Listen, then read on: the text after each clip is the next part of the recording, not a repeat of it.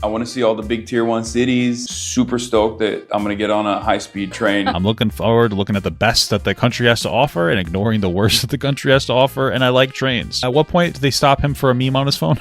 The Chinese development especially has been so undeniable. Development's been incredible. It's like, yeah, I bet, man. They don't really have human rights. I was very emotional every time I go to the flag raising ceremony. That's not something that you can force people to do. You can't force people to be patriotic under some kind of duress of a country that doesn't actually have freedom of expression. There are a lot of analysts I talk to, very smart people. But when it comes down to it, when they want to analyze China, they have this horse blinder on. When it comes to China, they just don't know what they're talking about. By the way, I just came here one time. It's my first time being here, and I refuse to criticize the camps they put Muslims in. I went to this park. It's a bunch of old people. They bring their resumes of their daughters and their granddaughters, and they try to set up these like relationships. They try to arrange them. He's talking about arranged marriages right now, as if they're a good thing. The worst thing is he doesn't even get paid to do it, bro. All right, Hasan Parker has been on a weird, Chinese propaganda tour.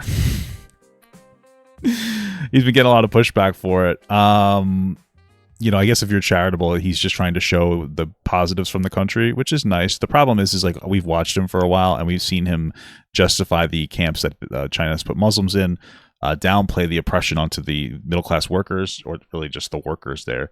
Not really acknowledge, like I understand that they might have gotten more money, but literally China has like 6-day work weeks, 12-hour long days. The reason we outsource our goods and the production of goods over there is because they will pay their people so little and force them to work for so long. It makes our stuff cheaper. It's the unfortunate reality of it. And he never really talks about those things ever. And that's why people say like, hey, this guy is like a propaganda arm for China. He just talks about the positives, but always brushes past the negatives. That's like the problem with Hasan. But let's see what he has to say. I'm curious about this. This is a conversation with, I don't want to say her name because I feel like I would be banned for racism. I'm just kidding. Li Jing, I think that's what her name is. Sorry, let's go. In general, you always say like China, very positive things about China. And then there are people calling you, maybe saying you're a CCP paying you to do this. You're a CCP agent to talk. That's the worst thing is he doesn't even get paid to do it, bro. Good things about China. So let me ask you, why you talk positive about China so much in your live streams? I don't think that's the question to ask. I think the question is why don't you ever talk negatively about China? That's the problem. That's what makes it like compromised. Because I think that uplifting 800 million people out of extreme poverty is an incredibly impressive feat. Being able to develop this country in the aftermath of colonial extraction, World War II, infighting, and civil war, and to yes, the West Bad, to become a competitive force that is slated to overtake America as in a multipolar world is very impressive. Is he just trying to get on the good side in case they take over? Is that what it is? Is he afraid? And I think we should learn from that in the United States of America. We should look to that and learn. But like, look to that in what capacity? By lowering worker rights? what we need to look to how are they achieving their success? Oh, well, they're underreporting their homeless. I'm pretty sure they say they don't have any homeless, and they're literally oppressing their workers so bad they have to have nets on the tops of factories because some of these workers are throwing themselves off because they feel so overworked and overburdened. So like, yeah, let's emulate that system. That sounds really good. Some lessons from that, and that's the reason why I always try to use China as an alternative, as an example, because I also want high-speed rail in America. That would be nice, but I don't think their entire country has high-speed rail. One of the problems too is that like we have one of the issues with infrastructure is that we have 50 states, and it makes it a little bit difficult because not every state is on the same page when it comes to things like that. A high-speed rail would be nice. I'm not going to lie about that, but I want high-speed rail in America. I want Americans to not have to fear about where their next meal is coming from. Yeah, they don't do that in China either. Or potentially taking on medical bankruptcy, which is an insane concept to begin with, and yeah, I mean, I agree. Doesn't even exist in other OECD nations anyway. What I'm saying is I want Americans to wake up, and I think China... But then how would you point to China, a country that doesn't have free healthcare either, in a place that treats their workers worse than America? Why are you pointing to them as a positive example? It makes no sense. Hey, I want America to wake up. There's a lot of problems, like healthcare is expensive and so is food and living. And then point to a country that's less successful than us when it comes to treating workers well and go, they're great. It's like, well, the dog whistle there is that they're better than us at these things. They're not. China is a decent example to showcase. Hasan Parker, also known as Hasan Abi, is a prominent Twitch streamer offering political commentary and media analysis. As a content creator, influencer, and political commentator, he speaks to young Americans like mainstream media could only dream of. His unique take on current affairs has helped him amass a combined 4.5 million followers on Twitch and YouTube. A recurrent topic of conversation on his platforms is China. From analyzing China's governance We love China. We love it, guys. I love China. I love China. and development to the international bloggers' travel boom the country is experiencing. He shares dimensions of the greater China story that Western audiences rarely get to hear about. How does this one fold? Whoa, I never trust those folding phones, dude. They scare the shit out of me. Because, like, what I mean, I think it still wears down the screen. It's like, okay, if the screen gets worn down, you know, I kind of lose my ability to utilize it. Yeah, they're on a different planet out here, brother. Yo, it's got that classic Huawei vision. Yeah, it's got a little filter on there. I do think that there's like a Chinese phone plan or a phone that like we don't allow in the American market. I think it might have something to do with potential spyware on it. You know, we all do that to each other. It's not like an exclusive China thing. But it also might just be because we have, you know, our industries, we want to, like our phone industries want to keep the other, you know, competitors out of it. We're like cavemen discovering fire for the first time. Chinese That's what filter, it feels yeah. like to be in China after being in America for so long. No problem, chat. Oh, no way! It's a small one. Whoa! First version. It's the first. Wait, Really? Is that a Bible? No, that's a little red book. it is basically. Little red book. It's the red Bible. Is what it is. Okay. When did? At what point does did they stop him for a meme on his phone? At what point did we do that? Thank you so much. This is. Although Trump's not helping us because they arrested a guy over posting a meme that was critical of Trump when it came to downplaying, you know, atrocities that are happening, like, you know, people getting killed at school shootings. So. incredible. Hi, Hasan Bakr. Such a surprise to see you in Beijing. Wow. It was inevitable. It was bound to happen. I know Beijing is your first stop in your whole travel plan in China. It's too early to ask, I know, but I'm just wondering what's your expectations for your China trip? And it's probably just been 2 days for you to arrive in China. How's your experience so far? It's been amazing. I haven't slept at all, but you know, I'm just carrying myself because I'm so excited. So it's been a remarkable experience thus far. But I was always very excited to come to China. So this has been a dream come true for me. What do you want to experience the most? Or what do you want to try the most? The food. I want to see all the big tier 1 cities. But most importantly, What about like the poorer cities? Are you looking forward to looking at them or no? I am super stoked that I'm going to get on a high-speed train to I guess not. Okay. Well, hey guys, I'm looking forward to looking at the best that the country has to offer and ignoring the worst that the country has to offer. And I like trains. So, you know, that's great. A lot of people in my wife's work group home settings would probably also agree with us on here. tomorrow to go to Shanghai. So that's what I'm mostly looking forward to. Wow.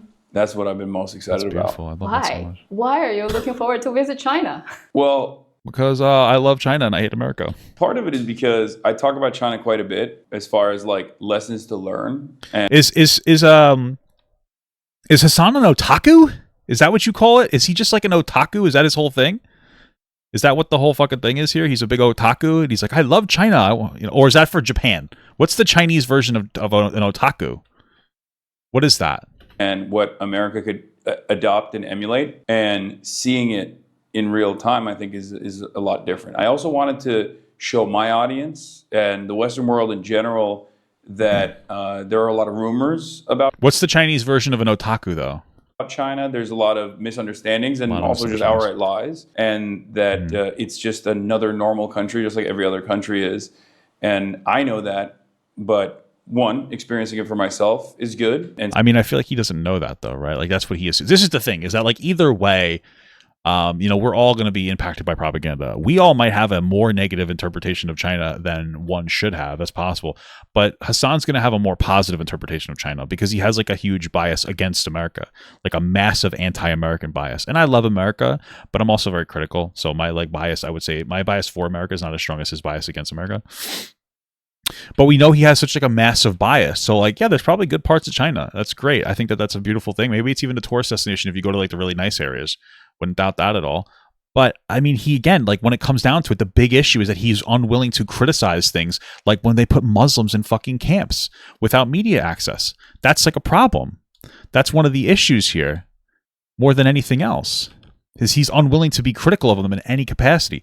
That's where he becomes like a compromised like entity, because he's unwilling to criticize these things. Seeing it for myself is good, and then two, showing it to other people as well, I think will be a good opportunity. As someone, as journalist who travel to different countries and talk to local people, I noticed there's a huge gap. Like there are a lot of misconceptions from the West in general about Chinese people. I think I really appreciate your effort trying to help a lot of people to see, hey, they're also just normal people. There are things going on that the news are not reporting. But I'm just wondering, in general, from your observation, what are the common misconceptions that say people in the United States have about China? Where do I begin? I mean, if we're going to talk about the government, there is a tremendous amount of Well, they don't have free and fair elections. I think that's a pretty big thing to talk about, to be honest with you. misinformation. Like what? Oftentimes, one of the things that I think our press does to our adversaries, which is really strange, especially when we consider China being such a significant trade partner to America. 30% of manufacturing is coming from here. Nonetheless, the State Department officially designates it as like a competitor or foreign adversary. We will look to things that... Well, yeah, because they're the way that they practice their government is like the antithesis of ours. They don't have free and fair elections. Of course, we're going to look at them as an adversary. every other country does, our allies do, for example, and we will assume that it's like somehow sinister or totally different or totally exaggerated when it's coming out of China. One example I always think about is like there was a new museum, I think it might have been the Revolutionary Museum that was launched in China, and there was a New York Times article. It was like, China greatly whitewashes its own history in its museum, and it's like, first of all, Well, they probably are. We also probably do the same thing. every museum is going to show the best parts of that about their history. It's totally normal. We do that in America as well. So there's that. Yeah, but the thing is that you criticize America when we do it. So like that's fine. You should criticize us when we do it. But then you don't criticize China when they do it. It's just like some interesting. There's just a very low expectation on China. He didn't even say like, yeah, that they do that, and that's not good. But everybody does it. That's not what he's saying. He's like, everybody does it. In this case, like criticize it. Say, yeah, it's bad, but that's what everybody does. That's different than what he's saying. Maybe he'll clarify that. And then there's just like outright misinformation.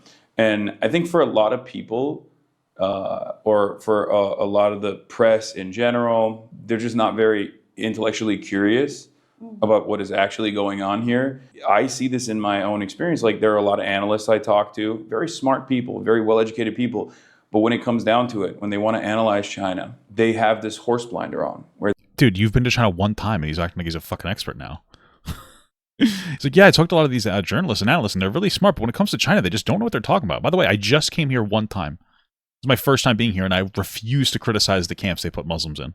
It's like, oh, okay. You sound like an unbiased source of information. Love that. Or they just think, why are they doing these sorts of things? Oh, China's about to collapse any day now. And one of the best examples I love to use is the ghost. Well, China is going to struggle because they most of their economy is a production economy rather than a service economy. There's two things. There's like a production economy and a service economy. Production is like you're making things, or maybe it's a manufacturing. Either way, you understand what I'm saying. There's manufacturing, and then there's services. Services, production, services, manufacturing, whatever, right? Manufacturing, you're making things literally, like you're making shoes. Services are like you're providing a service, like a nurse is a service. 80% of our economy is services. So we're shifting productively towards a service economy. That's one of the reasons why it's kind of stupid that Trump wants to bring back manufacturing to America. It's not bad to have more jobs, but those jobs are going to come here and they're just going to be taken over by machines anyway. So it's like kind of not productive. Not to force it to happen, because it's probably going to naturally happen anyway. Once that type of technology is available in the United States, it's probably going to cause factories to start shifting to the US. That'll be what ends up happening because we can do the labor for free, basically. Although I'd hope we would tax the service or the technology and distribute it in some kind of universal basic income. But that's one of the problems that China has, is that they don't do a whole lot of services. And so like they're going to take a hit within the next 10 years as you have AI and robotics and these things get more and more complex and more efficient and more affordable. So they have like a drastic issue when it comes to that. Cities, development style here. They also have a big issue because they used to have like the one child rule, and that's caused like a drastically aging population, which is not going to be very productive for China. Here is very different than places like America or liberal. Oh, maybe that's why they're trying to do this. That actually would make sense. okay, this actually makes sense. This actually makes a lot of sense. Robots are made in China, probably. Yeah, they can make them in the those aren't made in the US. Yes, they can make them in the US is my point. This might make a lot of sense though, because China has a very heavily aging or declining, well, an aging population. Not Asian, an aging population, which means that there are fewer young people to support the older people and to actually do jobs. So I wonder if they're trying to like potentially get themselves ready to open up immigration to some other countries like America. Capitalist nations, and they build housing with a long-term plan in mind. And it's been incredibly successful. But at the time when the housing units were being constructed, Western analysts looked at that and said, oh, this is not for people to live in. They're just doing it because this is a speculative bubble and it's going to collapse at any moment. And now you look at those ghost cities in 10 years in the future, from when those articles used to come out from the New York Times and many other places, these are cities with tens of millions, sometimes 20 million people living in them. I never want to have that kind of, I never want to stunt my own analysis in that way. And I feel like a lot of people do that, partially because they want to cope, and partially because it's just all they've known, and they've just never really been interested in Well, is he trying to say that the ghost cities are not real? They are real. They're a massive ghost. I remember watching like a TikTok about this. I wish I saved it. But they have these massive ghost cities that like don't really house anybody there.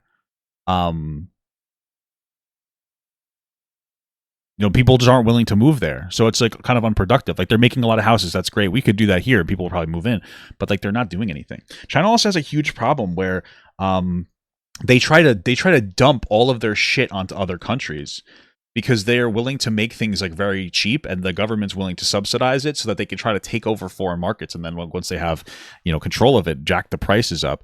And they're struggling to dump their products too. They're struggling to be able to dump their products, and it's putting like enormous strain on them as well. Understanding that there are different ways of governance out there beyond what we see in the Western world. Sorry, are you saying that we should look to China, the place that doesn't have free elections, as a way of governing things?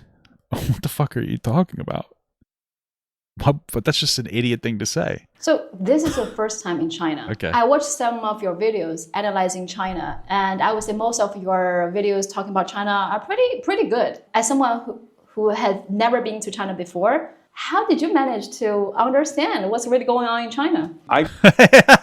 He doesn't. This is all propaganda. I grew up in Turkey, so I think I have a different attitude about different modes of governance in general. And I also Turkey's government is more oppressive than America's government too. Grew up in that region, so I have an understanding of like what America likes to do to its adversaries or countries that it declares enemies of the state, and therefore you got a dual citizenship, and you literally are rich.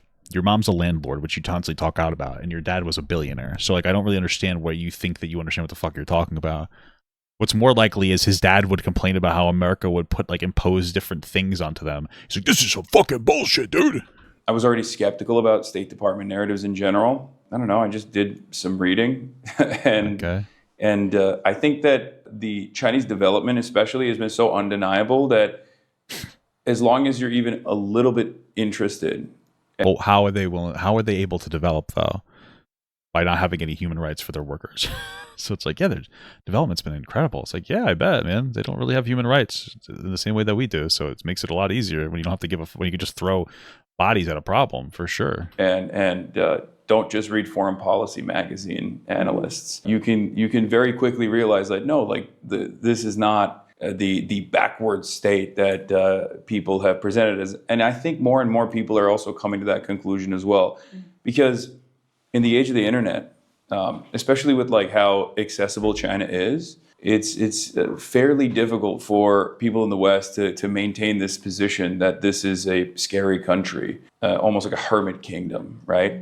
And you don't have to think it's a scary country. I don't think that China is the scariest country in the world, but I do know that we have better human rights here than there, and I know that because we outsource a lot of our production there. It's because it's cheaper to produce there, which is because they don't pay people as well there. I know these things. These These are things. There's also nobody in the entire world that goes to another country and goes, I escaped America. These are all the horrible things they did to us. Well, guess what? That exists in China. Like, people escape China. Like, yeah, it's just fucked up, dude. It's actually pretty fucked up over there. I remember watching one person talk about how, like, they've declared that they have, like, no homeless in China, even though there's tons of homeless people because they just reclassify everything. But okay. That's just not the case. There's a lot of businessmen that come in and out of this country. I bet, dude. Surely there are cultural differences. There's differences of governance, but ultimately it's just like it's a fully developed nation state that is constantly in touch with the rest of the world, and maybe even in some ways, in more meaningful ways than the American government is in touch with the rest of the world. In what way are they more in touch with the rest of the world? I'm a little confused by that. What does that mean? I think I wanted to talk more like your career. Like, clarify that. In what way? Like, I would love to know. In what way are they more in touch with the rest of the world? I'd love to know that. Like, expand upon that. Don't just say that for people to interpret however the fuck they want. Because I think your career is very unique because you live stream on Twitch, a gaming platform, but talking about politics, and you gained millions of followers, and from the young generations in the United States. Actually, at least from my experience, people who told me they are your fans, they're not just from the United States, they're from like everywhere. So, I mean, what motivated you to talk politics on Twitch and live streaming hours every day is a really exhausting job. So Bro, what a glaze. Dude, he's getting the Trump treatment. Oh, your job of sitting and doing nothing all day. It's got to be such a fucking burden, isn't it? It's got to be so stressful for you. How do you put up with live streaming all fucking day? Oh my God, Hasan, what do you do? How do you put up with this? It's crazy. Oh my Lord. Yeah, it's not the best medium for sure. What are you talking about? You make millions of dollars doing fucking fuck all. What is he talking about? What? It's not the best medium for sure. Dude, what are you talking about? What?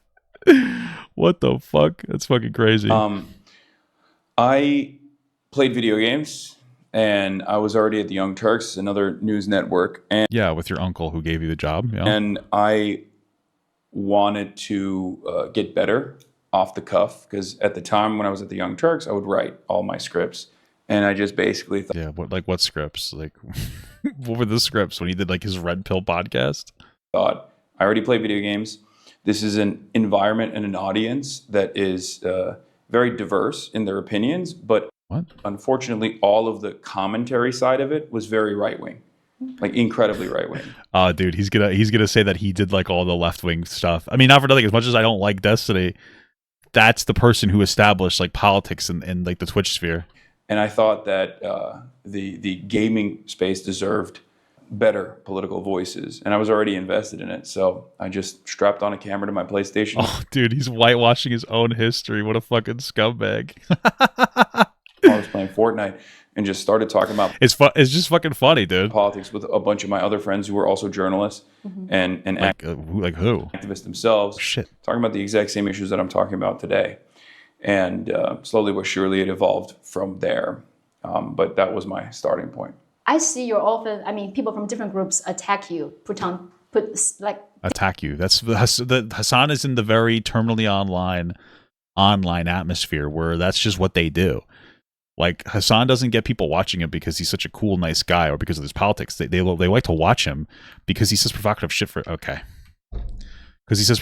for attention. Different labels on you, attacking you. Right. I think on our way here, I was seeing someone on Twitter calling you a liberal.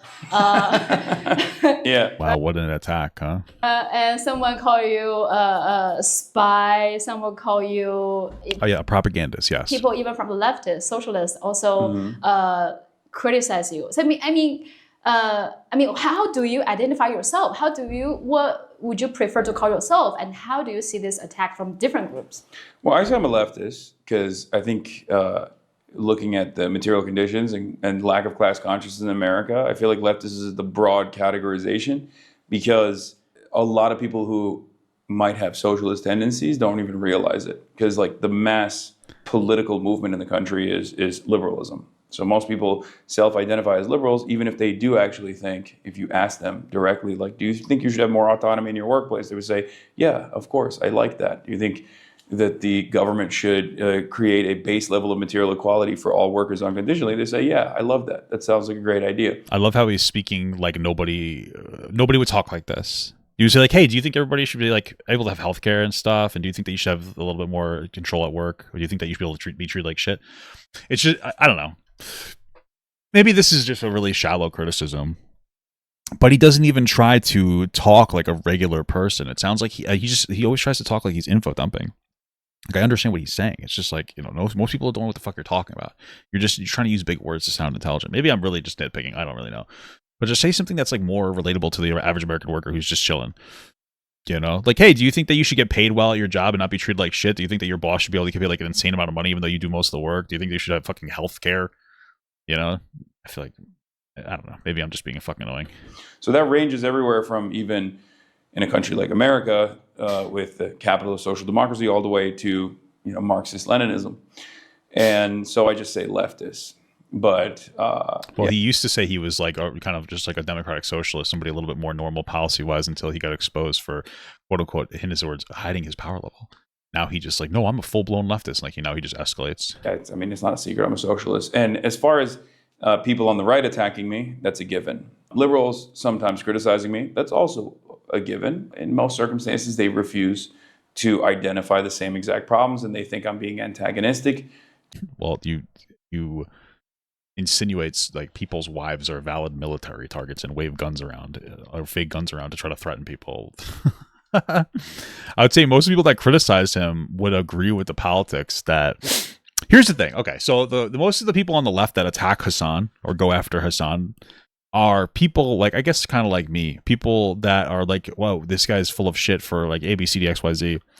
I will say, though, that I don't really see a lot of those individuals talking about much else outside of just Hasan. You know, like, I don't see a lot of the left-leaning people who support universal health care or support taxing rich people more, et cetera, et cetera. I don't really see them talking about how, like, Asmongold is a fucking, like, actual stupid asshole that says incredibly stupid, provocative shit. They all just stay safe and they just go after Hasan and they kind of just root into that audience. And that's one thing I will say. It's not even to Hasan's credit. It's to the discredit of people who refuse to talk about anything outside of Hasan and are political at the same time and are left-leaning. Like, it's very strange to me. You know, like, I like to, you know, we have fun here. We like to, you know, poopy on Hasan as well.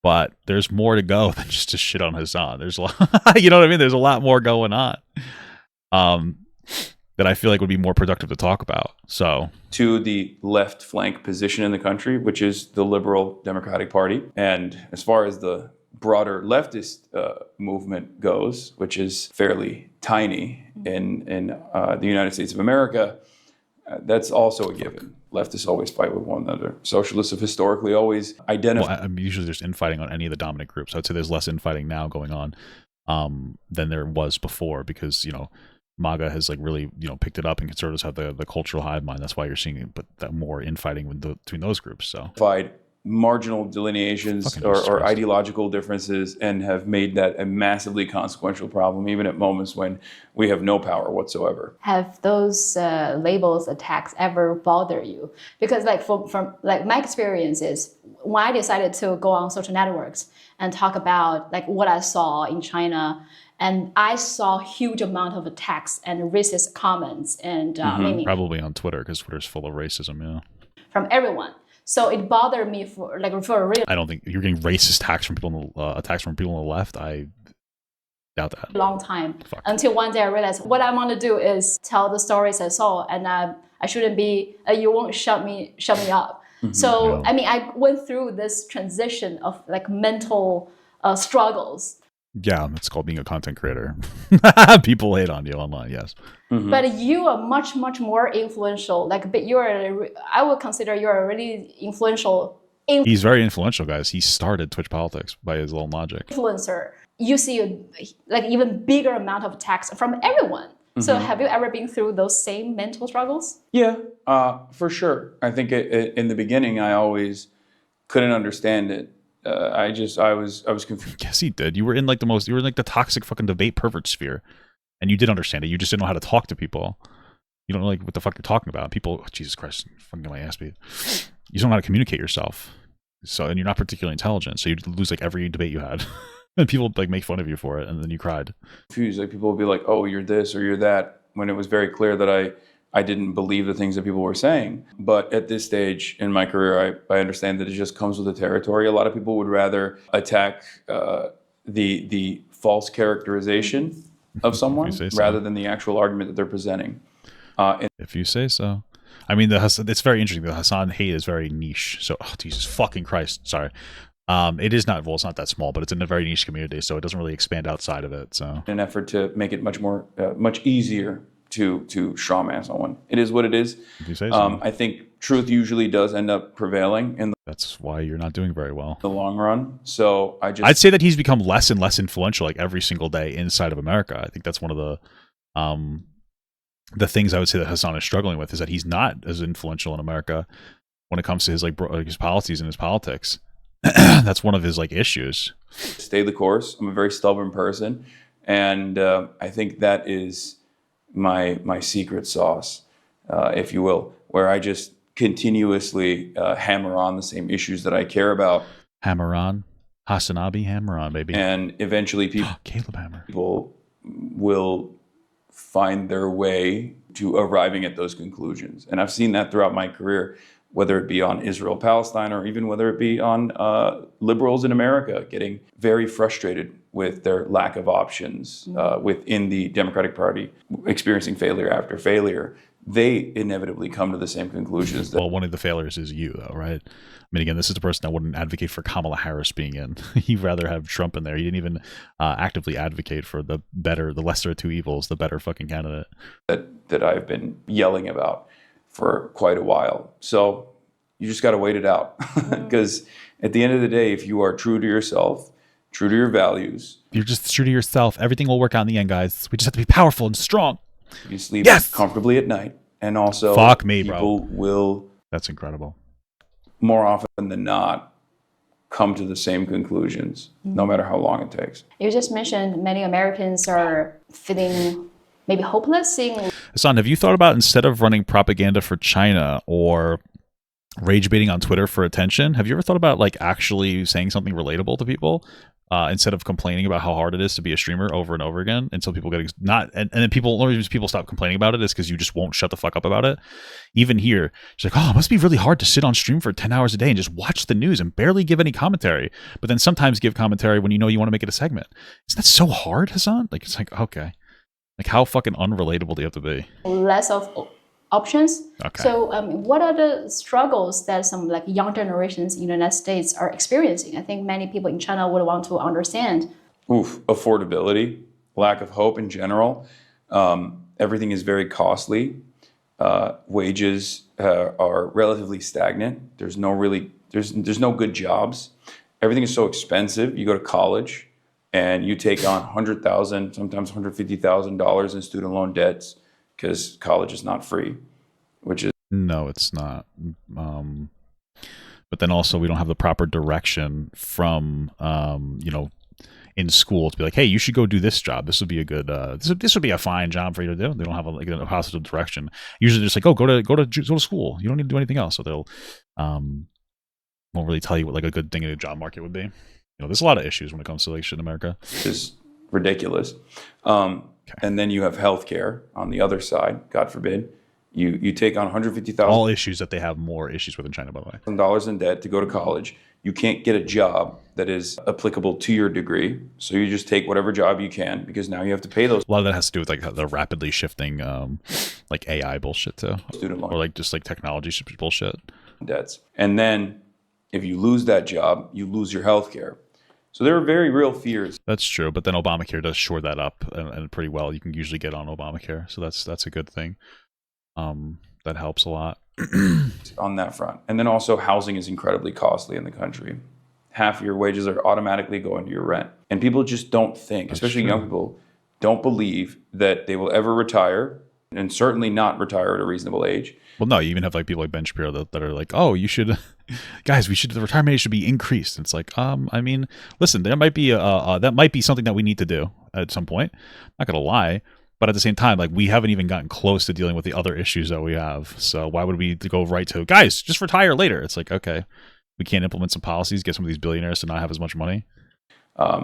And they will never be able to own a home. So the notion of the American dream is completely lost. So a lot of people feel entirely hopeless. Entirely hopeless. Yes. That's a pretty strong. Oh, for sure. I think So hopeless being in America, not like in China where everybody's treated really well, I guess, and there's no hopelessness over there. I think young people, like people my generation and younger, if you're under the age of 35, these are the pressures that you feel on a daily basis. There are very few people who are like, nah, everything is actually really great.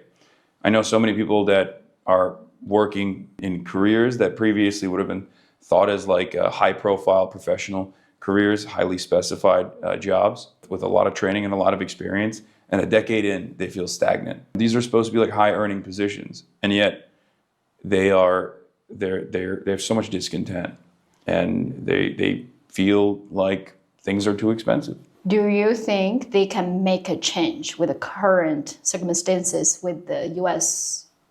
government or policies? I always have to assume that change is possible, or rather inevitable. Well, yeah, but you don't actually try to focus on change. Like, Hasan is like a baby. He'll throw the baby out with the bathwater. Hey guys, we didn't get Bernie Sanders this year, so I'm just gonna not advocate for people to vote for Kamala Harris at all. And I'm not gonna use any of my influence to try to have the better person win at all. That's the way he works. If he doesn't get exactly what he wants, he'd rather lose everything. He's a baby, and he has the ability to do stuff like that because he has no real skin in the game. He's a rich guy. It doesn't matter what happens. He's going to do better. And you can even argue when Trump is in office, money's up for a lot of people who, in general, for a lot of streamers. I noticed that in 2016, people blew up during 2016, and the second that Trump wasn't in office anymore, the money dipped. People were less angry. And there was less really going on politically because Biden was a good president and he was quiet. He didn't constantly rile shit up. And the second Trump got elected, everybody's miserable. It's not even just the political landscape. It's just in general, people are miserable. So they're more likely to engage in fucking miserable behaviors like watching me. So, I mean, there's a lot of shit going on, dude. A lot of shit going on. I wonder, and I truly wonder if part of him was like, yeah, you know what, I'm fine with whatever happens because I'll make more money regardless. I truly wonder if that's part of it. Otherwise, everything I'm doing is for naught. So there is always an opportunity to make change. It's just you just have to keep on pushing. And you have to continue the struggle, and especially in a place like America where there is no labor militancy even. There's not a lot of organizing, at least even at this point. Does that organizing exist in China, or? And it's been completely destroyed. Those networks have been eradicated in this country by force, where capital is won. It's very difficult, but these are issues. The problem again, what's the subtextual argument is, or the in-your-face argument is China's great and America has all these flaws and these problems. It's oh, okay. That's cool, but how come they have the same issues in China that we have here, worse issues in China? So it's it's very strange. It's a very strange glaze. We still keep going. What do you see the China-U.S. relations right now, and do you think will eventually at a war? And how can we make people from those two countries understand each other better? Dialogue is good, and I think the more Americans realize that their conditions are not as great and that their leaders are lying to them about how it's currently the greatest country on the planet. I mean, it is the wealthiest country on the planet. I think America still is the greatest country on the planet. We are the wealthiest country on the planet, and I do think that generally we're a cause for good. We have Western values, which are better than every other value that exists across history, even now. Even if Trump is shaking our government and really testing the worth of fucking democracy, I'll tell you that. But it is the greatest country in the world. It's deeply flawed, but it's greater than fucking China. Again, they have these people are throwing themselves there's horrible they have horrible working conditions in China compared to the United States. To deny that is just insane to me. And yet There is nothing to show for it for the average everyday working class person. And the more they recognize that and the more they look to other countries and communicate with the people from other countries directly without any sort of media filtering, the more they realize that like everyone is the same. They want a roof over their head, they want a hot meal, they want clothes to put on their back. I want cold cuts right now, honestly. I'm not going to lie. They want a better future for their children. They want upward social mobility. They just want an easy life. And they want a meaningful place on this planet. They want a good job. And that's the same whether you live in China or you live in the United States of America. Yeah, I would imagine that's where it is everywhere, for sure. I agree with that. And we have a lot more similarities and a lot more closeness with one another than we have differences. So dialogue, I think, is one of the best ways to do it. But like I said, as conditions worsen in America and people look to other countries, even in China, and they realize that maybe they weren't right about the way they perceive, everyday Chinese existence, the more they will think that they were lied to, hopefully yearn for something more from their own governments. I saw China has been one of the Okay. It's interesting. We're not just criticizing, we're not just criticizing one. We're just like, China is better than the United States is the subtextual argument. very frequent topics in your videos, in your live streams. Like you analyze the governance of China, China's development, but in general, you always say like China, very positive things about China. And then there are people calling you, maybe saying you're a CCP paying you to do this. You're Yeah, because he won't fucking say negative things about China. That's the problem. a CCP agent to talk good things about China. So let me ask you, why you talk positive about China so much in your live streams? Because he loves being anti-West. Because I think that He talks positively of Russia, too. Like, he fucking insinuated that Russia started Ukraine started the fucking war. Like, he doesn't care. Crimea River, he doesn't give a fuck. Like, that's what he said about Crimea getting taken over by Russia. uplifting 800 million people out of extreme poverty is an incredibly impressive feat. Being able to develop this country. I mean, you could probably make the same argument about America uplifting people out of poverty, too. They still have worse laws than we do. The aftermath of colonial extraction, World War II, infighting, and civil war, and to become a competitive force that is slated to overtake America as in a multipolar world is. I just very highly doubt. I just doubt that that's going to happen. Truly, maybe I'm being ignorant, but I very highly doubt that's going to happen. Very impressive, and I think we should learn from that. In the United States of America. We should look to that and learn some lessons from that so that we can at least try and incorporate some of those lessons. And that's the reason why I always try to use China as an alternative, as an example, because I also want high-speed rail in America. It's him in this high-speed rail. It's actually obnoxious. If you were going to look to somebody better, why wouldn't you look to like a Nordic country? Yeah, I think America is really lacking, so I look to a Nordic country that's performing better than America. When it comes to like healthcare and freedom for people and unions. Oh, that makes sense. Yeah, I want America to be better, so I point to China, a place that like has worse everything than America. Oh, okay. That makes like a lot of sense. Like, it doesn't make any sense. Nothing that he's saying makes sense. You wouldn't point to China if you were critical of the issues in America, unless you're completely fucking brain broken. I want high-speed rail in America. I want Americans to not have to fear about where their next meal is coming from. They fear about that in China more than they do in America. What are you saying? Or potentially talk about Finland or something. taking on medical bankruptcy, which is an insane concept to begin with, and doesn't even exist in other OECD nations anyway. Other what? What nations? Which is an insane concept to begin with, and doesn't even exist in other OECD nations. OECD. This is very important because this is probably one of the most deceptive things that Hasan is doing here. He keeps saying that we have issues in America that are worse than other OECD nations, which are organized for economic and cooperation and development. China isn't an OECD nation. And so what you really need to understand is Hasan is constantly on a tear talking about how great China is and how bad America is and all the negative things about America. But when he talks about America, he actually compares us to other countries, other more robust countries that are performing better, and not China, because we have more freedoms and better economic classes in America, even if they're flawed. So he goes, China's great. I wish we were like China. And then he goes, yeah, America could be better if they were better than countries that are better than America, but China's not one of them. It's like, okay, what the fuck are we doing here? Like, this is so deceptive. China's not an OECD country. So why the fuck does he keep comparing it to OECD countries?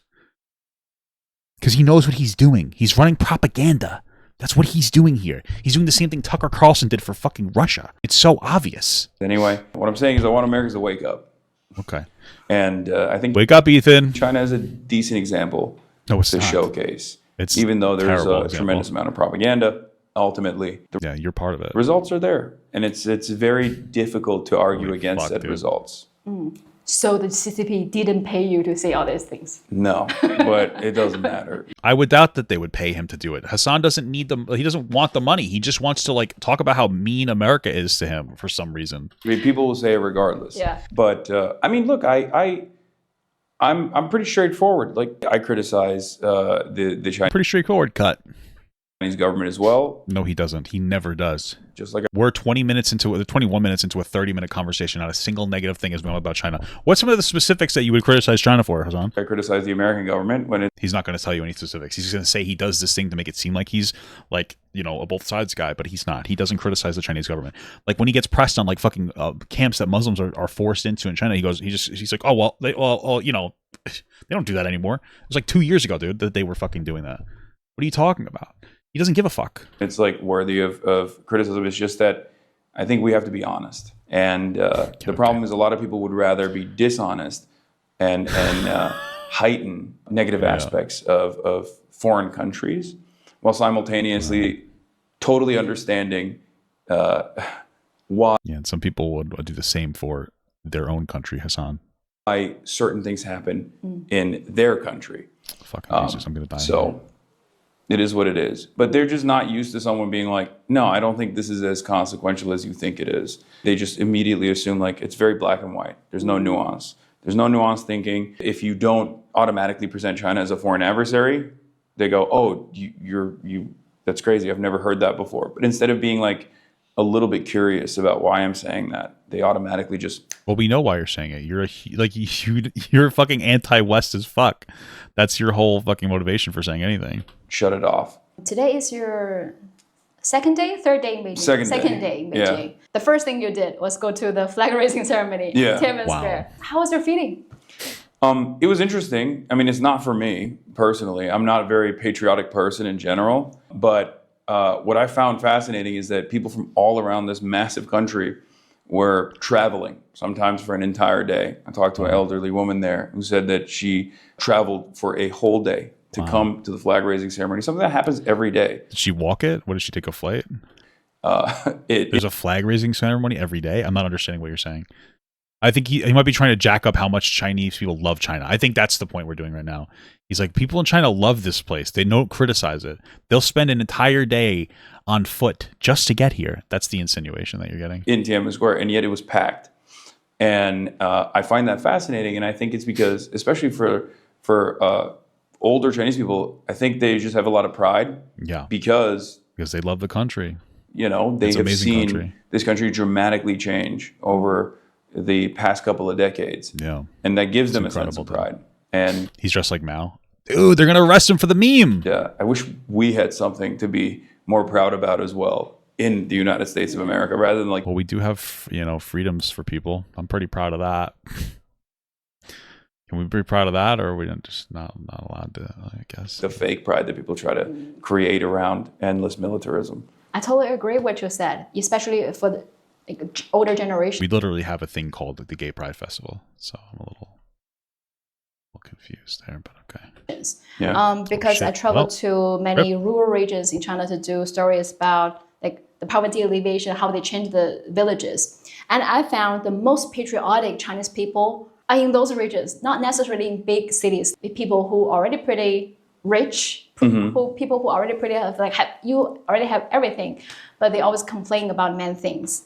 But if you go to say Yunnan, Guizhou, Sichuan, Tibet, all those southwest China who used to be so poor, everyone I talk to, they are so patriotic. They wear the CPC badge voluntarily just because they feel like happy. I think just like you said, And when you ask them like why you love the party so much, or why you feel so proud, so emotional, they say, well, I had no home in the like back in the days, or one person It from sounds like she just said like, yeah, people who used to be poor and now are not, they really like it here. Oh, I would have expected that. No. ethnic minority living in Yunnan. This auntie said, I used to run from wars, run from China to Myanmar, Myanmar back to China. I had no nationality. I was running, hiding in caves. But now I have a nationality as a Chinese living here. So like, of course, telling us like young people, don't complain about anything because we used to have nothing. So exactly like you said, those people at the Tiananmen Square watching the flag That's what people do all the time. In America, they do it too. What's the point of that? raising ceremony, I guess, just like you Old people are like, this place is great. And young people are like, wow, we're getting fucked. described, they saw the most dramatic changes in their life. So they're emotional. I was very emotional every time I go to the flag raising ceremony. Yeah. So, Like I said, it was an interesting experience for me. It's interesting to see that because that's not something that you can force people to do. You know what I mean? You can't force people to be patriotic. You don't think that they could do that?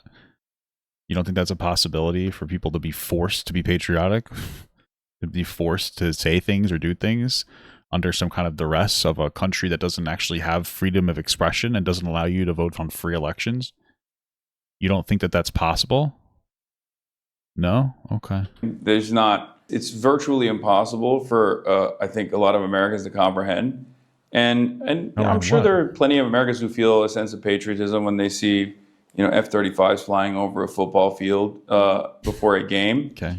But like I said, what that represents is not a material improvement in their lives. It's so funny because, it's this lie by omission here.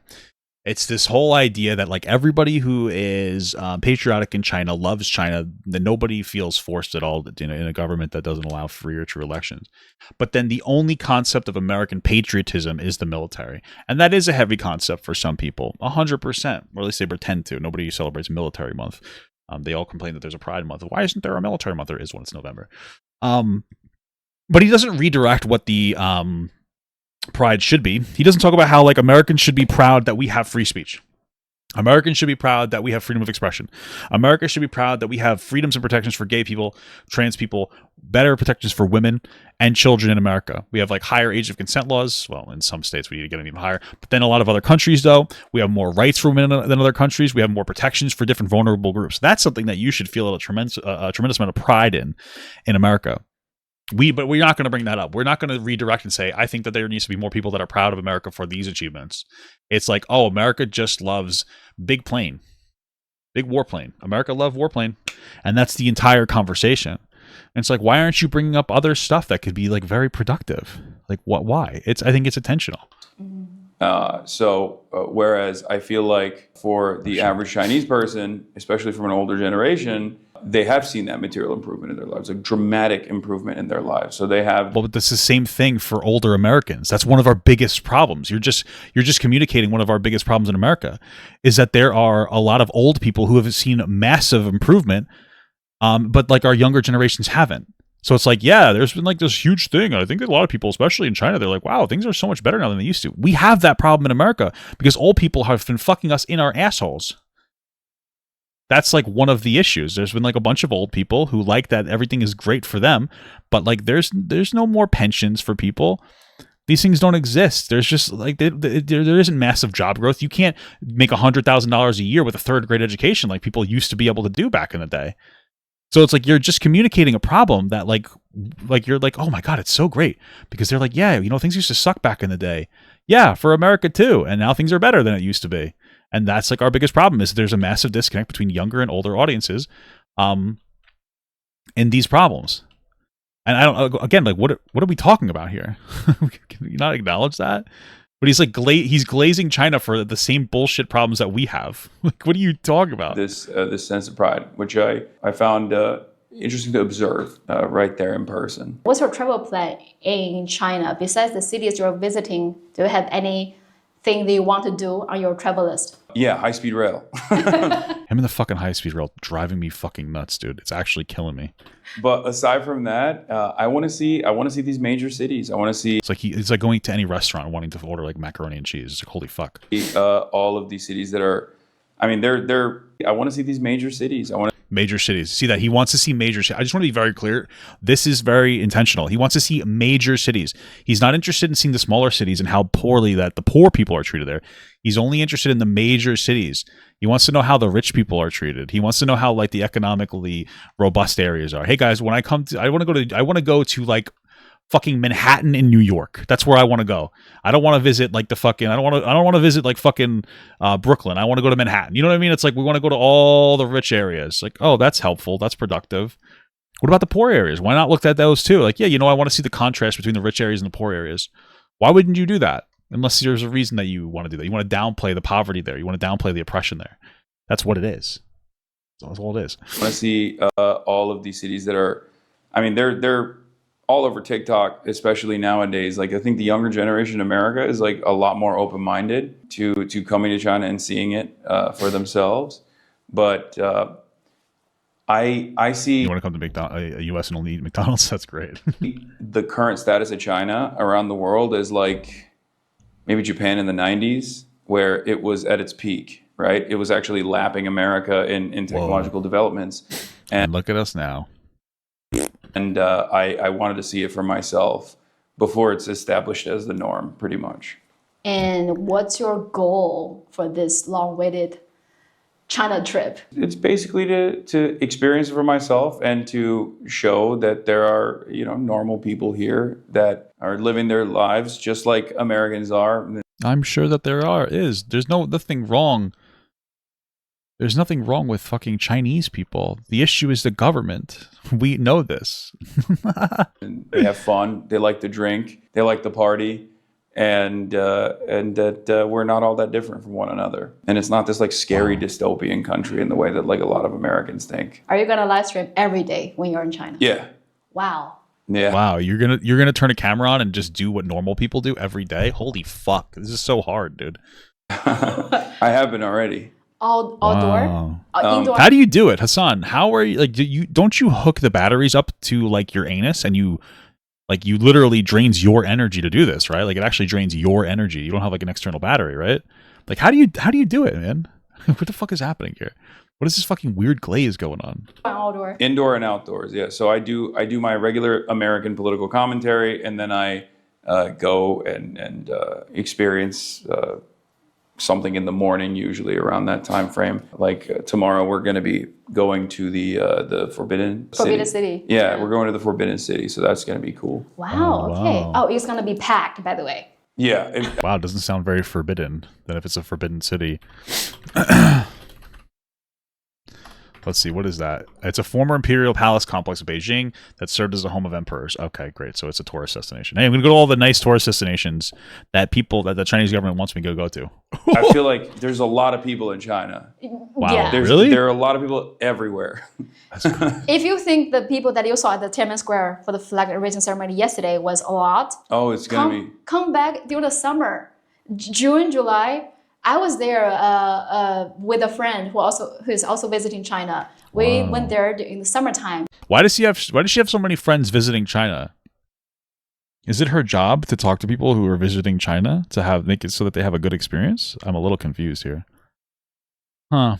I wonder. We went there at 3 a.m. Wow. It was packed, way packed than like what you saw because it's warmer. Yeah. And people are napping, sleeping on the ground, Yeah. waiting for and when they allow people to go to the flagpole, everyone was sprinting. Oh, yeah. Oh, people were sprinting in the morning.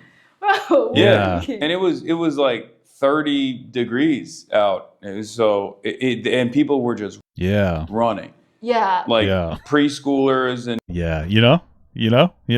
and elderly people were just booking it as soon as they opened the square. And then apparently people were like sleeping the night prior as well. Yeah. Just to get To call those homeless people. like front placement, Wow. which is wild. Yeah. You have to get used to like there's no personal space in public when you're in China. Oh no. Yeah. It's like going to Disney. It's incredible. It's an incredible experience. What is the Chinese propaganda version of being a Disney adult? Like, what is that for Hasan? Sure. No, I've gotten used to that, definitely. Okay. Like Chinese people are very straightforward, and they will get up in your personal space. Now many people realize people are very straightforward. Yeah. Yes, like my parents or grandparents, i.e., they will tell you not only because they are your kid, they will tell you like your friend, oh, you got fat. Yeah. You got fat, or like Yeah, that's not really nice to just tell people that they got fat. a foreign friend visiting. So, oh, you wear such a big size clothes. Yeah. So all these things so straightforward. Yeah, maybe you should have cut this from the documentary there, Girly Pop. I don't think it's a really big message that resonates with people when you're just like, wow, you're so fat. Doesn't really resonate with most people. It's, you know, it's silly, but yeah, I don't think it's like a big point of resonation with people. Is that a word? I don't know. But there's no bad intention at all. I'll tell you a story. They just call people fat. They're not really mean. They just call them fat. Fucking fat people. Right before we did this interview, I went to this park, and Okay, at the that's park not they where I had wanna go. the dating resumes on the ground, and it was fascinating. It's a bunch of old people. They bring their resumes of their daughters and their granddaughters, and they put it on the ground. And then a bunch of old people, they're like, "Oh, I have a son. I have a And they're like, I have a son, I have a daughter, and you're fat. Like, what is happening? daughter." They talk to one another, and they try to Wow. set up these like relationships. They Oh, are you? Sorry, Hasan. Are you right now? That's called an arranged marriage. Just to be clear. Right now, what we're talking about is a fucking arranged marriage. Yeah, you know they have this weird thing where they like do this. I don't know what it's called. I don't know if it's an arranged marriage. What is that? What the fuck? I don't know. What is this called? He's talking about arranged marriages right now, like as if they're a good thing. This is fucking crazy, bro. What the fuck is happening right now? try to arrange them, and we went there. That's called an arranged marriage, you fucking asshole. What is he talking about? What the fuck? To check it out, and an old man walked up to me, and I was there, and I had a translator, and the old man asked me like, "Oh, where are you from?" I said, "America," and he turned around and said, "Why don't you find an American girl then?" Oh, really? Yeah. Wow. What are you Is that casual racism? We gotta love the casual racism, baby. doing here? And he walked away, and I was like, "Damn." I thought they were like, oh, you're American? Okay, there's my daughter's resume. No, They will no. He bring was like, "What?" You would have thought that they would have been like, wow, we love Americans here. She knows that's not true. What is she talking about? What are you doing here? Go find an American girl. Really? I'm very looking forward to hear more interesting stories. I like how this whole thing was like Chinese propaganda, Chinese government propaganda for like the first bit of it, and then it is very quickly turned into like, oh, look at how mean people are. Some people are in this country. Look, they make fun of you for being fat, and they do arranged marriages. Isn't that fun? It's like, oh, not really. That's fucking crazy though. Like, thanks for letting us know. Stories that you're gonna have in China. Oh yeah. Yeah, seriously. So I will, if your time permits, I will ask you your experience in China after you finish the trip. Okay. Yeah, so I really hope you have a good time in China, and hope you have a good journey, and hope to have you more on the show to share your course. experience. All right. Nice to meet you. Thank you for having me. Wow, that was an interesting conversation. Went about how I expected it to go. So that's fun. In general, Good stuff, man. We always love the Chinese propaganda.